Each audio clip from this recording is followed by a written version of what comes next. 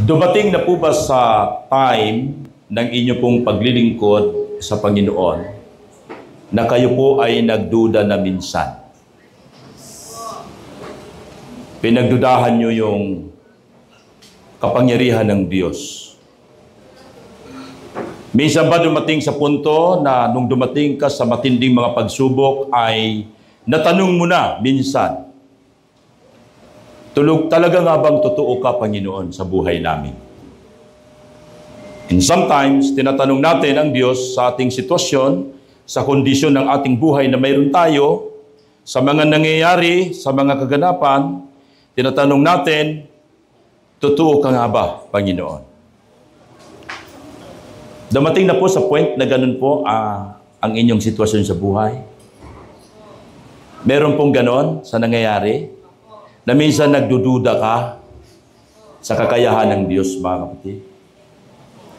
Itong araw nito, ito pong message na ito ay patutunayan po sa inyo ng Panginoon na siya ay buhay, siya ay mabuti, siya ay naghihimala. Amen? He is the same yesterday, today, and forever. Ang talata pong binasa natin, mga kapatid, ay sulat po ito ni Matthew.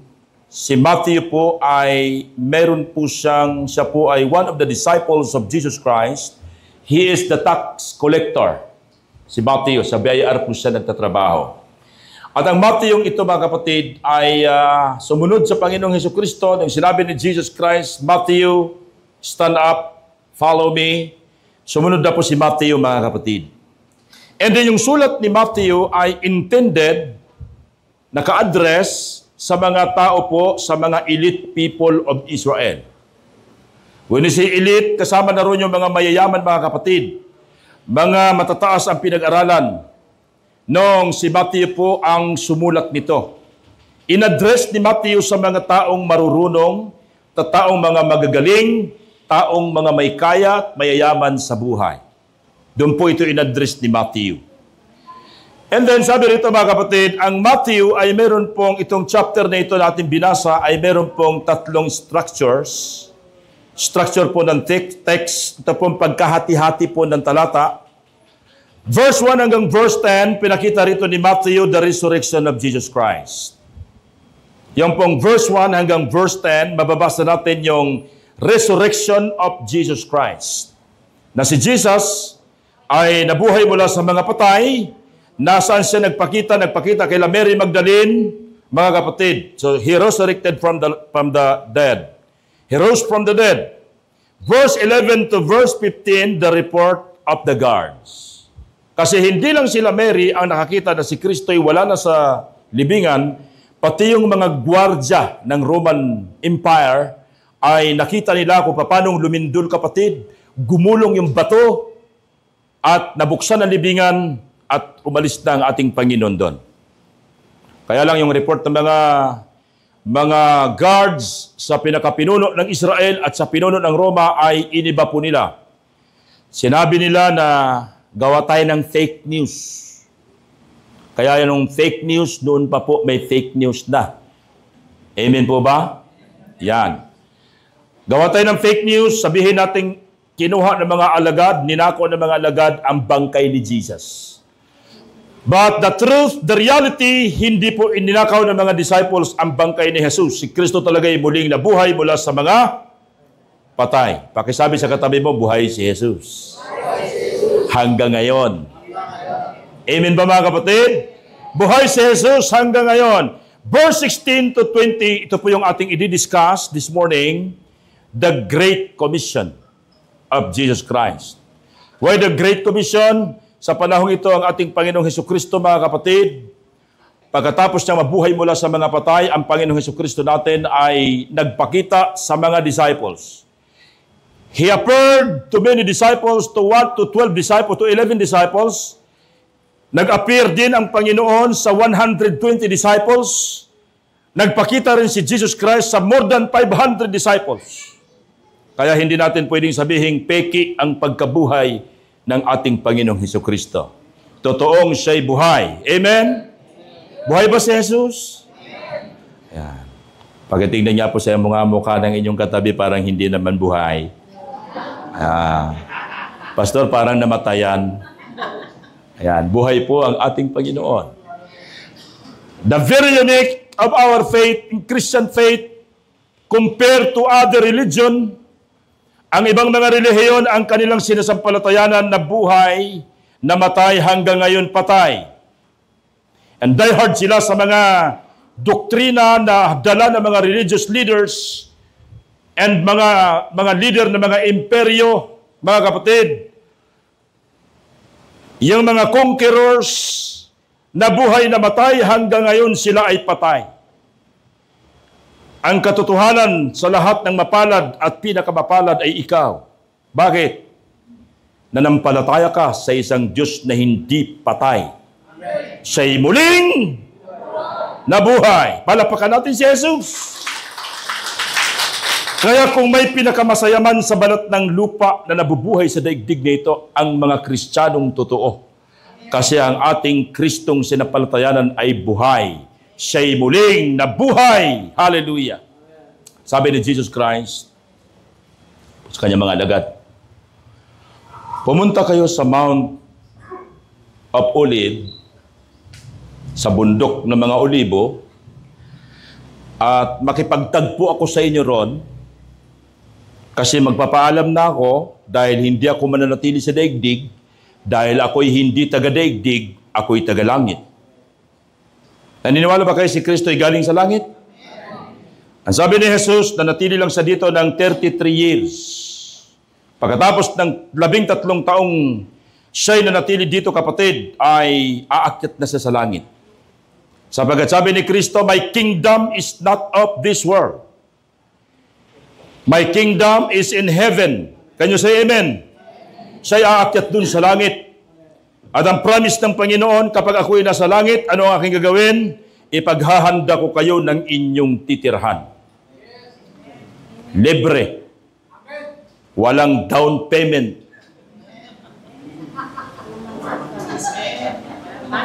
Noong nakaraan, nag-ikot-ikot ako sa mga condominium. Sabi ko, tapos na siguro tong condo na tapat ng East Imperview.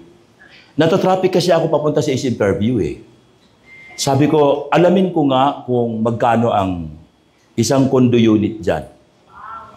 Para may pera si pastor, no? Pananampalataya muna. Pananampalataya muna. Nung tanungin ko, sabi, pastor, sir, yung studio type po ay, ano po yan, sir? Kulang-kulang 5 million po. Okay. Kayang-kaya. Okay. Kayang-kaya. Kayang-kaya ni Lord. Bakit siya? Taga San Jose, natatraffic ako Oo. 2 oras ako natatraffic. Ay, sir, gusto niyo po ba dito? Oo. Mayroon na ba nakakuha sa penthouse sa taas? Hindi na. Ay, sige, sir, pasyalan natin. Ako, nakita ko yung ano doon sa taas. Yung Milan, ano doon, yung parang ating dam, yung labi sa dam. Ang ganda pala niya, yung forma niya.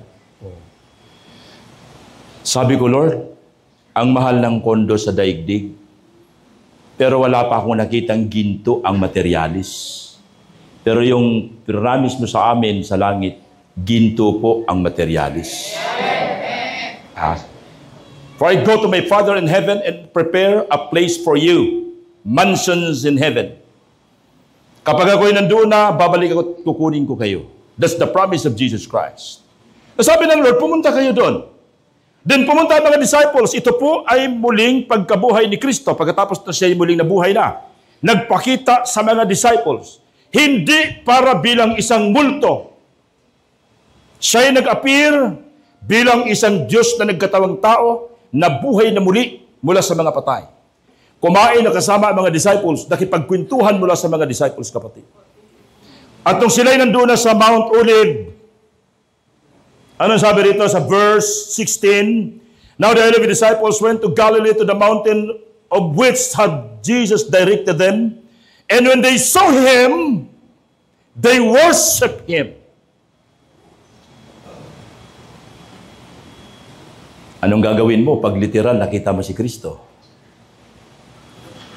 Ma-identify mo na si Jesus. Kasi sabi ng Bible, may butas ang kanyang palad. When they saw him, anong ginawa nila? Sila ay sumamba. Nagpatira pa sila, kapatid. Nag-worship sila kay Jesus. Magpakita kaya ngayon si Lord sa'yo ng literal. Anong klaseng samba ang gagawin mo? Maglulupasay ka? Magpapatira pa ka? Nung sila'y makakita ng personal, dahil na-amaze ang iba, wow! Buhay nga siya. Siya nga yan. Sila'y nagpatira pa at sila'y sumamba kay Jesus. Pero nakakalungkot, hindi lahat. Sabi sa verse 16 of 17, but some doubted. Siya ba talaga yan? Hindi. Imposible naman mangyari yan. Wasak yung kanyang tagiliran. Kitang-kita ko. Bumaha ang dugo. Bugbog sarado. Daming hagupit. Daming mga latay. Nakita ko, binauna ng kurunang tinik sa ulo. Paano mabubuhay yan? Palibhasa, ang karamihan ng mga disciples sa mga Jewish people, hindi basta-basta sumasamba kung kani-kanino. Hindi basta-basta sumasamba kung kani-kanino, kapatid. Sa Diyos lang sila talaga sumasamba. Pero sa panahon na yon, sumasamba ang iba, pero ang iba ay nagdududa. Nakitingnan nga po sa katabi niyo kung talaga bang walang pagdududa dyan. Sino naniniwala na totoo ang ating sinasampalatayanan? Sino naniniwala totoo? Pastor, totoo ang sinasabi ng ating sinasampalatayanan sa Biblia. Eh kung totoo, di ka dapat nagdududa. Amen? Ang pagdududa po ang pumapatay ng pananampalataya. Bakit sila nagduda? Nakita nila sitwasyon eh. Sa lahat ng pagsubok na dinaanan ng mga disciples, hindi yung nagkalagnat lang yung biyanan ni Peter. Hindi po. Pinakamalaking pagsubok na kanilang naranasan nung makita ng kanilang dalawang mata na yung kanilang master na si Jesus Christ na nagpapagaling ng mga may sakit at karamdaman, bumubuhay ng patay, namatay sa krus ng Calvary. Yan ang hindi nila kayang matanggap. Dumarating kasi sa point pagka dumating na yung mga pagsubok, nakakalimutan na natin yung mga sinasabi ng Lord sa banal na kasulatan. Anong madalas sabihin ni Kristo sa kanila? Ako ay papatayin, pagkaraan ng 3 araw, ako ay muling mabubuhay. At marami pong mga Kristiyano sa panahon ngayon na nababasa sa banal na kasulatan, pero yung kanilang pakiramdam, yung kanilang paniniwala, ay wala talaga, hindi talaga nakalagak na sinasabi ni Jesus na siya ay buhay. Ang iba nagdudula talaga. Buhay ba talaga si Jesus? Buhay ba siya? Kung buhay siya, bakit kami nagkaganito?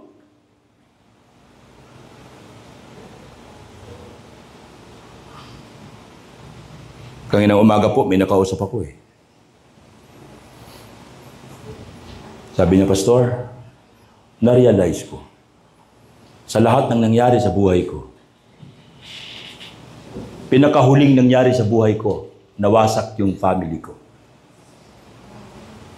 Na-inlove yung asawa ko sa ibang lalaki. Tapos nagkasakit yung anak ko. Mga anak ko nagkasakit. Nawalan ako ng trabaho, Pastor. Pero na-realize ko, mawala na ang lahat, Pastor. Sabi niya, wag lang ang kaysa isang Panginoon na sinasampalatayanan ko ang mawala.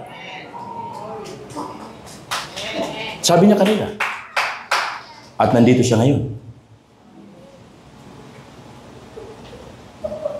Nang iba kasi makamtan lang ang lahat dahil kahit na mawala si Lord. Pero mali. Dapat kahit na mawala ang lahat, nandyan dapat si Lord sa buhay mo. Amen ba mga kapatid? Ang iba nagdududa. Nagdududa, kapatid. Ang iniisip nila, wala si Kristo dito. Wala naman si Lord. Sa aklat ng Peter, Sasabi ng mga Kristiyano, ang tagal na niya nag-promise na siya babalik, pero wala pa hanggang ngayon. Pero alam niyo po, kahit na nagdududa ang ibang mga disciples na naroon, ang iba sumasamba, ang tindi ng pagsamba nila, pero ang iba nagdududa. Pero alam ang response ng ating Panginoon sa kanila? Look at verse 18. Inyo po ang verse 18. How Jesus Christ did respond to the disciples. Sabi rito kapatid, and Jesus came and said to them, nagdududa kayo? Sabi ni Jesus, verse 18, all authority in heaven and on earth has been given to me. Pagpapakilala ni Jesus Christ that He is the omnipotent God. He has all the authority and power. Yung word na has been given, yung po mga teachers, yung word na has been given, mayroon siyang authority in the past, present, and future. Hindi yan yung binigay lang ng Diyos sa Ama sa Kanya ang authority that moment, hindi po. Yung word na all authority has been given unto me, He has the authority before the foundations of the world, He has the authority and power at the present, and He has the authority and power in the future. He holds the power and authority. Bakit siya pa magdududa? Sabi ng Lord. Nagdududa kayo? Lahat ng kapangyarihan. Saan kapangyarihan? Saan authority? Sa San Jose lang? Look at verse 18. All authority in what? In heaven. All authority in heaven and on earth. Anong klaseng kapangyarihan at authority mayroon si Jesus? His authority is different from the authority of BBM. Si BBM po, sa ayaw at sa gusto niya, hanggang 6 years lang siya. Merong authority. Ang ating mayor, hanggang 3 years lang ang kanyang authority. Tama ba? 3 years? Ang kapitan, ilang ano lang ang authority? Hanggang 3 years. Ang kanilang authority. Ang pastor, ang kanyang authority hanggat siya'y nagpapastor. Meron siyang authority at ang authority ng pastor is coming from the authority of Jesus Christ.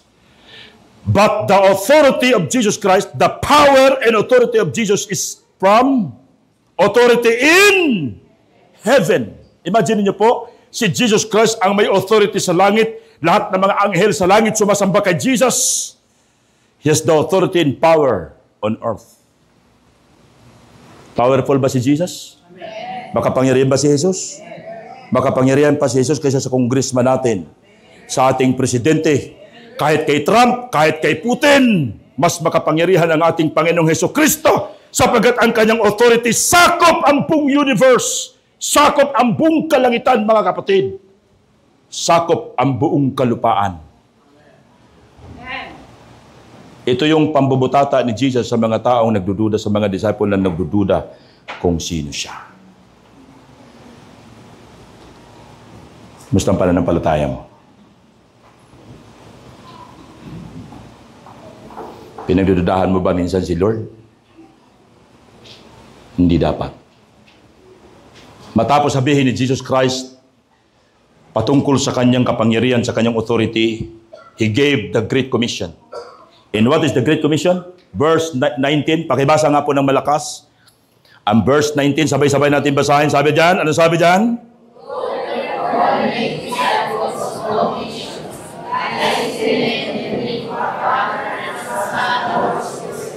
Wow. Kasama yung mga nagdududa at yung mga sumasamba. Anong pinapagawa? Anong pinapagawa? Make disciples of all nations. How many nations in the world? Ilang bansa ang buong daigdig? More than 200 nations all over the world. Napakaraming bansa. Sapagat makapangyarihan si Jesus, ang command niya ay buong bansa. Ano pinapagawa? Duda-duda ka pa? Sabi ng Lord, duda-duda ka pa? Makapangyarihan ako sa lahat. Ito utos ko sa iyo. Go and make disciples. Hindi sinabi ni Jesus Christ sa mga disciples, go and make members. Kaya maraming mga Christian sa ating kapanahonan na nanatiling sila ay membro lang. Pakisabi sa katabi mo, maging disipulo ka ni Kristo. Huwag maging membro lang. Amen? Pakisabi nga, sana all. Yan. Ang command ng Panginoon, go and make disciples. Hindi niyo sinabing, go and make members. Ang iba naman, ang nangyayari, go and make my disciple. Kanino kayong disciple? Kanino? Maliwanag yung kapatid. Hindi ko kayo mga disipulo. Marami mga churches ngayon, mga kapatid, nagiging self-centered yung kanilang discipleship. Ginagawa nila sa mga tao, dinidisciple nila at sinasabing, disciple ko yan, disciple ko yan. Kailanman ang mga disipulo, walang pag-aaring disipulo. Ang lahat ng membro, disciple ni Jesus. Kaya hindi kayo disciple ni Pastor Robert, disciple ni Pastor Boy, ni Pastora Estela, ni Pastora Ninette. Disciple kayo ni Jesus Christ. Kami po'y gagabay lang. Iti-train kayo kapatid, tuturuan kayo paano kayo maging disipulo ni Kristo. Kaya wala pong disipulo ni Jesus Christ na paduda-duda. Amen? Walang disipulo ni Jesus Christ na patamad-tamad. Pag umulan, wala nang pananampalataya. Ulan pa lang. Ay, umuulan ngayon. Ang sarap patulog. Next Sunday na lang ako. Lord, naintindihan mo naman. Busy ako, di ba? Hindi.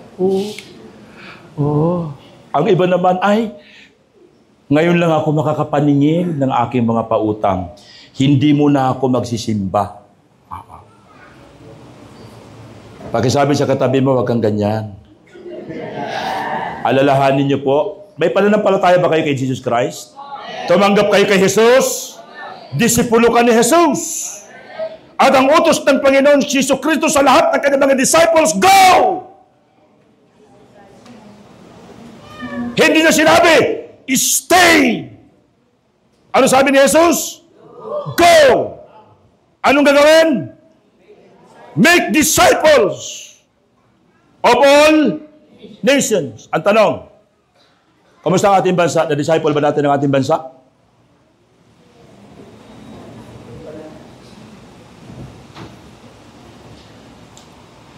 Ang corruption natin ngayon ay triple sa lahat ng administrasyon nagdaan.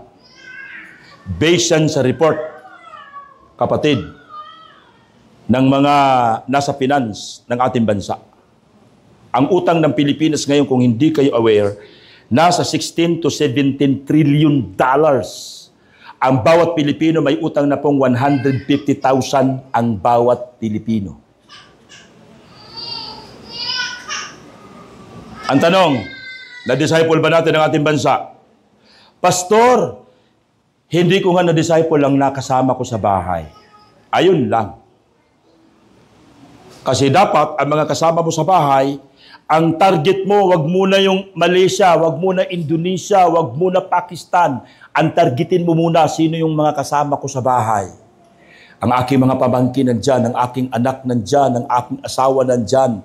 Madaldal ang asawa ko sa akin, dapat makapunta to sa church para tumahimik din siyang konti. Dapat mission mo yan.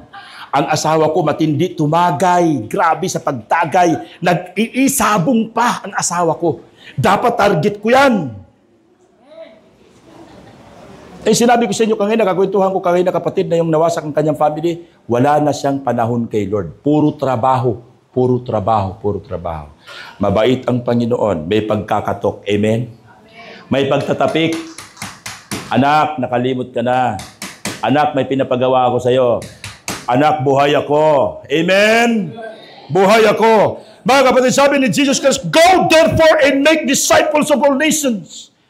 Kung ang bansang Pilipinas nabaon sa utang at grabe ang korupsyon at grabe ang krimen, kapatid, hindi mo dapat sisisihin ang mga unbelievers at mga leaders ng bansa. Ang sisisihin mo ay yung iyong nagawa ko ba? Yung pinapagawa ni Jesus sa akin? Na-invite ko ba yung aking mga kapatid? Pag-imbita man lang, sabihin ko man lang sa kanila, yung mga kasama ko sa trabaho, nahahatak ko ba sila? Yung mga kaibigan ko, nahahatak ko ba sila? O ikaw nahahatak sa barkada mo? Yan ang masama. Ang mga nahahatak sa barkada, kapatid, instead na ikaw humatak sa kanila, ikaw ang nahahatak. At sasabihin mo pa, wala naman si brother. Wala naman si pastor. Pwedeng tumagay. Kunti lang. Pagkasabi sa katabi mo, huwag mo nang gawin yan. Sige, huwag mo nang gawin yan. Tigil mo na. Hindi ka member. Hindi ka membro. Ikaw ay disciple of Jesus. Ang disciple of Jesus Christ, sumusunod kay Lord. Amen? Anong pinapagawa? Pagkatapos ma-disciple, sabi dyan, baptizing them in the name of the Father and of the Son and of the Holy Spirit. Anong bautismo? Saan galing? Ang authority ng baptism and discipleship in the name of the Father and of the Son and of the Holy Spirit. Kaya wag kayo maniniwala doon sa mga oneness na sinasabing si Kristo na ang Ama, si Kristo na ang Holy Spirit, si Kristo na raw ang Ama, si Kristo na yung namatay sa krus ng Kalbaryo. Wala nang ibang Diyos, nag-iisa lang daw talaga. Hindi na naiintindihan na yung nag-iisang Diyos ay Echad Elohim yon. Nagkakaisang Diyos ang ibig sabihin nun. Na mayroon tayong Diyos Ama, Diyos Anak, at Diyos Santong Espiritu. At ang tatlong ito, equal in authority, equal in power. God the Father, God the Son, and God the Holy Spirit. Kaya ang tawag sa atin ay, ano sabi? Trinitarian. Paniniwala sa nagkakaisang Diyos. Sino nagkakaisang Diyos? Diyos Ama, Diyos Anak, at Diyos Santong Espiritu. Ako po ay nabautismuhan sa Iglesia ni Kulapo. Yes, totoo po. Pagbautismo po sa akin, sa pangalan ni Jesus, naming tagapagligtas at sa kapangyarihan ng Iglesyang itinatag ni Felix Manalo. Binabautismuhan kita, talaga, pak! Nakita mo ba ang Diyos? Sabi ko, lubog ulit. Tinagal-tagalan. Nakita mo ba ang Panginoong Diyos? Sabi nung nag-akay sa akin. Kaya bautismo pa lang, nagsinungaling na eh. Anong unang kasinungalingan? Hindi naniniwala na si Kristo ay Diyos. Hindi naniniwala na ang Santong Espiritu ay persona at isang Diyos, kapatid. Yan ang unang mga kasinungalingan. At ang pinakamatinding kasinungalingan, pinapaamin sa iyo kung nakita mo na si Lord. Ay siya yung nakita ko. Mga kapatid, yan ang katotohanan. That the authority is not only from God the Father, but came from Jesus Christ, God the Son, at ang Diyos Ama. Yan po bumubuo ng authority na mayroon ang ating Panginoong Jesucristo. Palapakan po natin si Jesus. Ano pinapagawa sa mga disciples? Verse 20, kapatid. Look at your Bible in verse 20. Sabi ron, teaching them to observe or to obey that I have commanded you. All that I have commanded you. And behold, sabi ron, I am with you. Hanggang kailan? I am with you. Sometimes, next day, pag may problema lang, sasamahan ka ng Lord. Pag maganda buhay mo, sasamahan ka ng Lord? Hanggang kailan ang pagsama ng Panginoon? Always. Always. Magduda ka. Nagkulang ka. The presence of God is with you. Always. Amen? Nanlamig ka. Pastor, parang ayaw ko na. Suko na ako. Kapatid, the presence of Jesus Christ is always with you. Till what? Hanggang kailan? Till the end of the age. Ang ibang translation, the end of the earth. Ang iba, end of the age. Paghinto ng lahat ng nilalang sa buong daigdig. Sasamahan ka ng Panginoon. Hindi siya katulad ng boyfriend mo, ng apam mo, na madali kang iiwan. Hindi siya katulad ng asawa mo, na pag nagsawa, pwede kang iwanan. Hindi ka siya katulad ng damit, na pag nagluma, pwede magpalit. Jesus Christ is the same yesterday, today, and forever. Amen!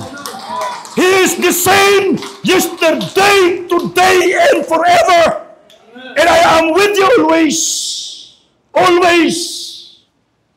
Nabaon ka sa kasalanan, the presence of God to you is always. Kumakatok ang Panginoon, nangungusap ang Panginoon sa pamamagitan ng kanyang Santong Espiritu. Anak, bubalik ka na. Anak, magbigay ka ng panahon. Anak, iwan mo na ang bisyo mo. Anak, sumuporta ka sa mission. Anak, sumuporta ka sa gawain ng Panginoon. Because His presence is always with you. In times of troubles, times of trials, His presence is always with you. Amen. Kahit nagdududa ka na, kahit iniisip mo, wala na yata si Lord, iniwan na yata ako. The presence of God is always with you. Provided that you are the disciple of Jesus. May perfect bang disciple ang Panginoon? Walang perfect.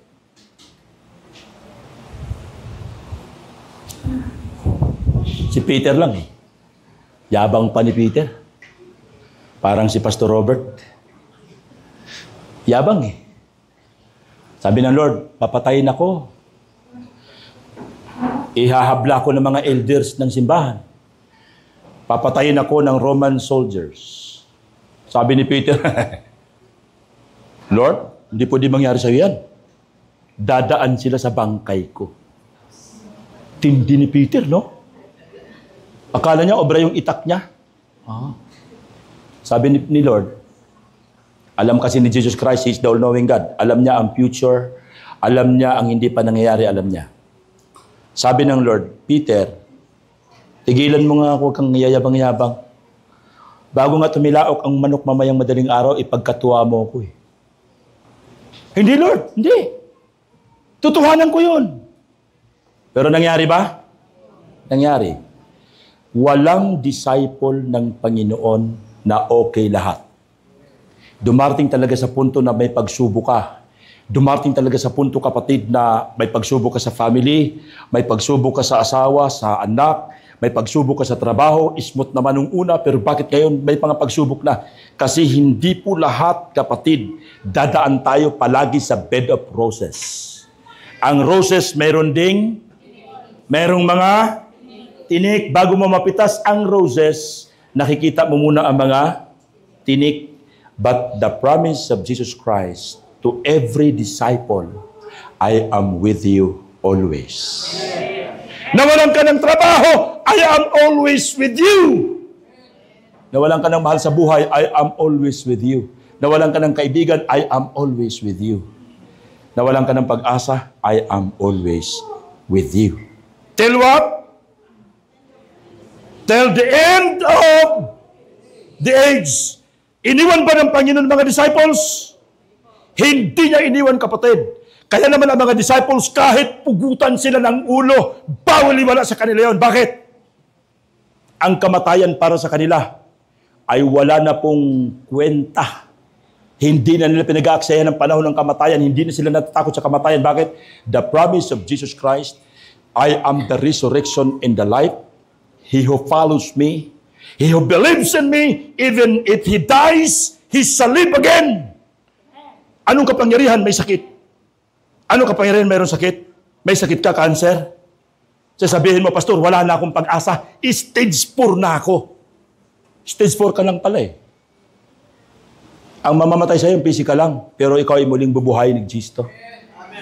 Kaya yung totoo talaga nakakilala kay Jesus Christ, kapatid, anuman ang sitwasyon ng buhay mo, kahit katulad ka pa kay Job, kapatid, na hindi lang pamilya ang nawala sa kanya, hindi lang pera ang nawala sa kanya, yung kanyang kalasugan, yung kanyang physical, kapatid, talagang na-deteriorate.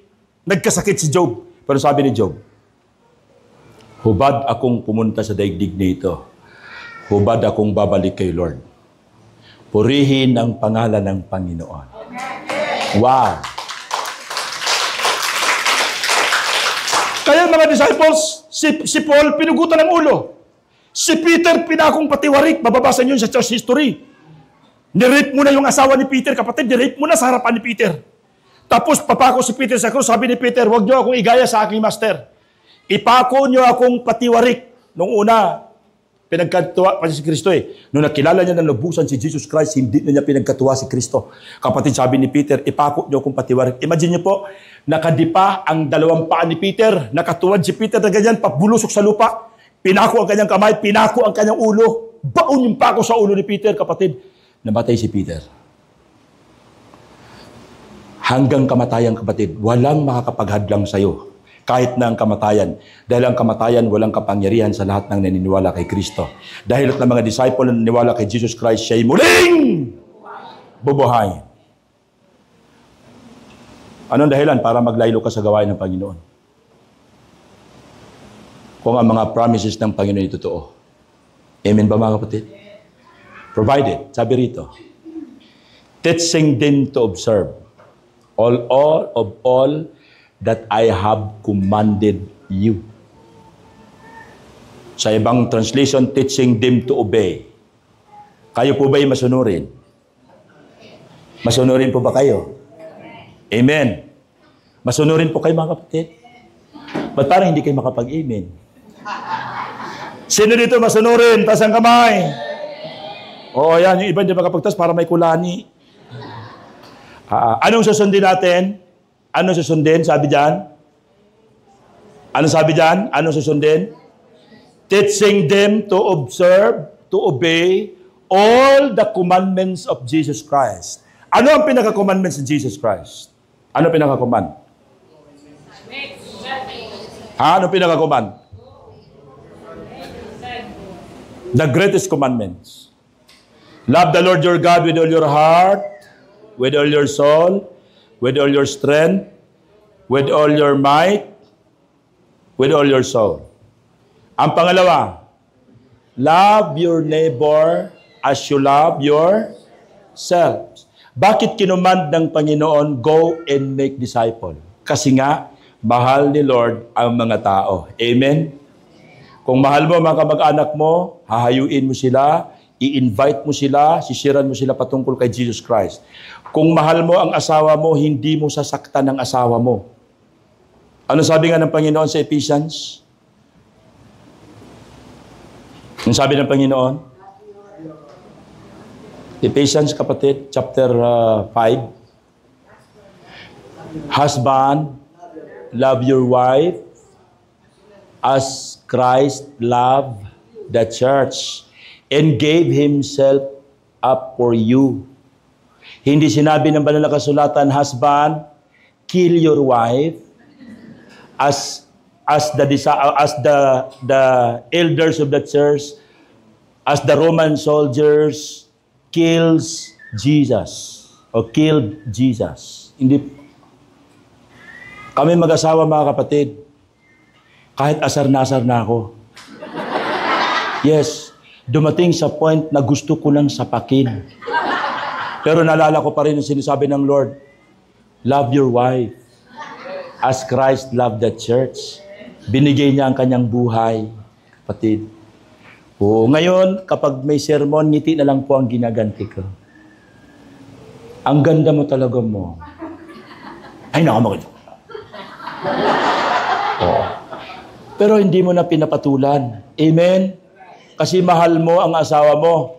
Yun ang command ng Panginoon. Ang pinaka-the greatest commandment na gustong gawin ng Panginoon. Love the Lord your God with all your heart, with all your soul, with your might, with all your strength, and love your neighbor as yourself. Part ng neighbor mo, part ng iyong dapat mahalin, yung iyong asawa, yung iyong anak. Ayan, Ezekiel, magpapagpatotoo po. Mag-aasawa na po yan, malapit na. Pero kahit hanggang ngayon kapatid, hindi ako nakakatulog sa gabi nang hindi ko siya na-message, nak, nasaan ka na? Nakasakay ka na ba? Update mo ako na kung saan ka na. Kahit ako nasa mission kapatid, nasa Palawan, next week nasa Mindoro, talaga pong nag-message, naghanap ako ng signal, ma-message ko yung anak ko. Bakit? Ipapadama mo yung pagmamahal mo eh. Sasabihin mo mahal mo si Lord, yung asawa mo nga, hindi mo na mahal? Hindi mo na pariban? Kaya nagmumukhang aswang.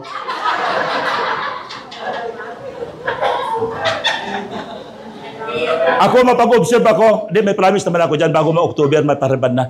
Alam mo kapatid, alam mo mapag-observe ako? Ako mapag-observe.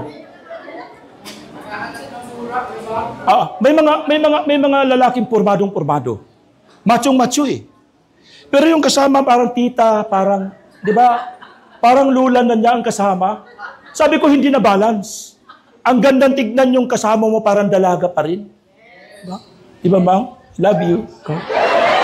Parang dalaga pa rin eh. Proud ang lalaki pag naalagaan niya ang babae. Kasi magre-reflect sa'yo yan eh. Magre-reflect sa'yo. Tignan mo si Atenena.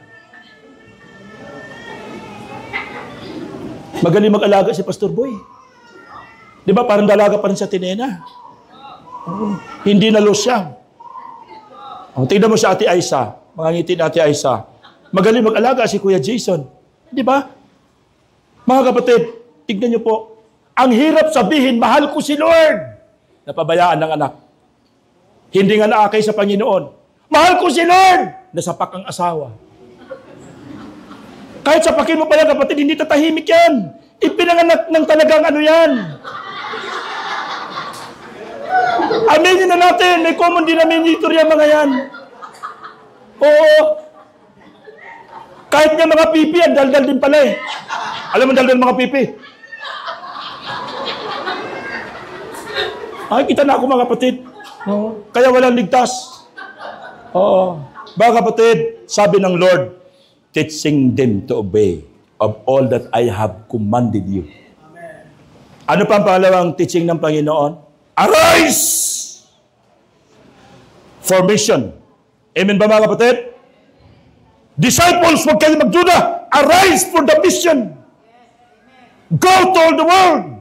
Make disciples of all the nations. Lalo na sa panahon natin ngayon kapatid, napakadali na pong abutin ng daigdig. Sa chat, sa messenger, sa Facebook, ang dali pong kumunik mga kapatid. Ang iba po talagang kumukunik. Talagang nagpapasa, yung ano pa yung mga katatawanan, kapatid. Nabaon na yung ulo sa putik, yun ang mga pinapasa, tawa ng tawa pa, kapatid. So, magpasa kayo ng mga messages mula sa Panginoon. Amen? Mag-invite kayo ng mga tao. Salamat po sa mga nag-invite na na-appreciate po ng Panginoon ang inyo pong ginagawa. Na kayo po ipatuloy nag-invite every Sunday, may ini-invite kayo. Palapakan po natin ng Panginoon. Praise the Lord. Hallelujah. At ititignan ng mga talatang ating binasa, mga kapatid, rito. Jesus Christ is giving you authority. And Jesus said to them, all authority in heaven and on earth has been given to me. Anong klaseng authority? Authority in heaven and on earth. Anong klaseng authority? Authority from the Trinity. Kaya matibay po ang ating authority. Authority to make disciples, authority to preach the gospel, authority and power to lay your hands on the sick, and the sick will recover. Kapatid, galing po sa Trinity. From God the Father, God the Son, and God the Holy Spirit. Kaya grabe po ang kapangyarihan binibigay ng Diyos sa iyo. Amen? Pakisabi sa katabi mo, may kapangyarihan ka. May authority ka bilang disciple ng Panginoon. Burahin niyo po sa isip ninyo na kayo po yung mga membro lang dito. Burahin niyo po sa isip niyo po, bawat isa sa atin na pupunta rito, kapatid, isipin niyo po, disciple ako ni Kristo.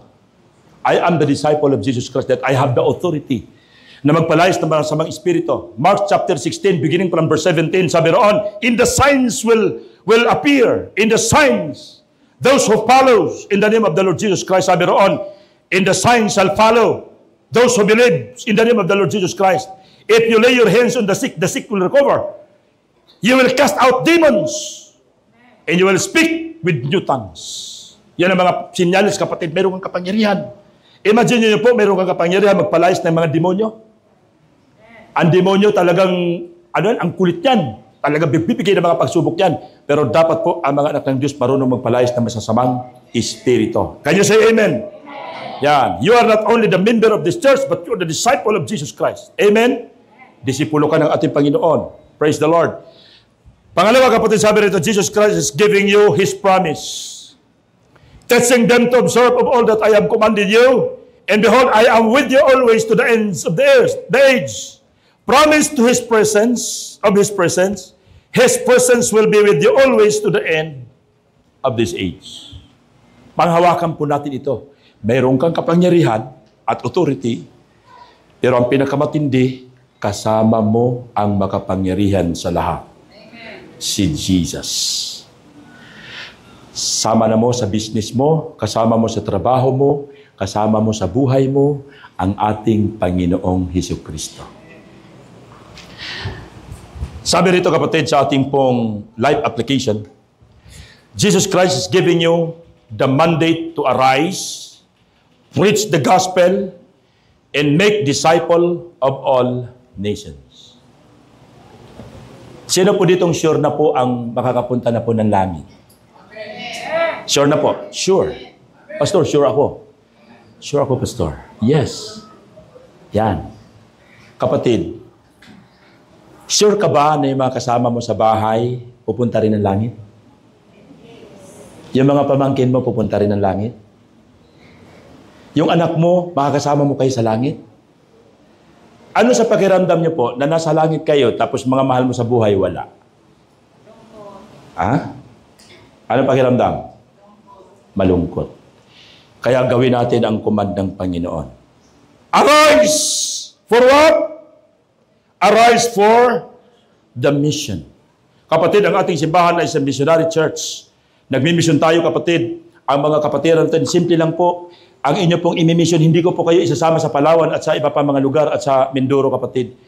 Ang simple lang po ang inyo pong mission. Yung inyo pong mga mahal sa buhay, invite nyo po. At mamaya po may announcement.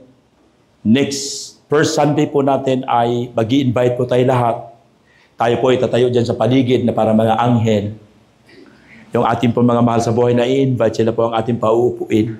Kaya ba? Kaya ba? Kaya po? Amen? May mga kapitbahay kayo, may mga kumari kayo, may kasama kayo sa small group hub. Invite nyo na po sa first Sunday kasi magkakaroon po tayo ng preaching about the gospel. Can you say amen? Amen. Habang naghihintay tayo sa kanyang pangako na siya'y muling babalik. Babalik pa si Jesus? Babalik. Praise the Lord. Sabi rito, kapatid, theology of the text, Jesus Christ is alive and He is not dead. Can you say amen? Buhay ba si Jesus? Buhay. Up until now, gumagawa siya ng signs and wonders and miracles. Hanggang ngayon, may mga Muslim na nakukonvert into Christianity. Bakit? Buhay si Jesus. Mga kapatid, sabi rito, Jesus Christ is omnipresent. When you say omnipresent, His presence will be with us forever and ever and ever. Jesus Christ is omnipotent. He has all the authority and power. Imagine niyo po, mga kapatid, siya'y makapangyarihan, siya'y omnipresent, siya'y nasa lahat ng dako, and ang pinakamalapit dito, pangako niya, sasamahan kita. Palagi. Palagi kitang sasamahan. I will never leave you nor forsake you. Kumusta po ang inyong buhay, kapatid? Kumusta po ang inyong pananampalataya? Nagbago ba? Lumala ba? O pataas ng pataas ang antas ng inyong pananampalataya? Kumusta ang buhay mo? Kasi kung hindi okay ang buhay mo sa Panginoon, mahirap talagang magmisyon. Inayos po ng Diyos ni Kristo ang buhay ng mga disipulo. Amen? Para po makapagmisyon, para maakay ang kanilang anak, ang kanilang asawa, ang kanilang mga kamag-anak, at ang kanilang buong bansa at buong daigdig. How's your faith? Nagdududa ka ba kay Jesus Christ hanggang ngayon? Dahil sa laki ng pagsubok mo, the promise of His presence, He will be with you always to the very end of the age. In our conclusion, mga kapatid, sabi rito, verse 10. Look at your Bible in verse 10. That is our conclusion.